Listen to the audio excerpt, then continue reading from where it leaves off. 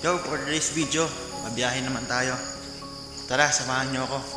So ayun na nga guys, nandito na nga pala ako sa tricycle ko. Konting punas-punas lang dahil nalisan ko na nga ito nung gabi. At 8 taon na nga pala kami nagkakasama nito. Kaya kung titingnan mo, mukha pa rin itong bago. Malinis kasi ako sa gamit, kaya yan, sobra kong ingatan. Ganun kasi sa mga bagay na dapat binibigyan ng halaga. At lalo't higit sa lahat, ito yung bagay na makapagpapaangat sa'yo sa buhay. Sipagan lang natin palagi pre, para balang araw, wala silang masabi.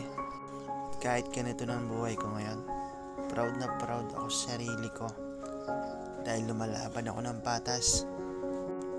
At lalo't higit sa lahat, masaya na ako sa kung anong mayroon ako ngayon. Sobrang sarap talagang mabuhay. Lalo na kung ini-enjoy mo lang yung buhay.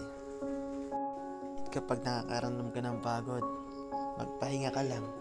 Tapos, palag-palag ulit. Ganon talaga ang buhay eh. Palakasan lang tayo kung paano tayo dumiskarte. At kung nakaya nila, mas kakayanin natin. Laban lang pre. Laban lang.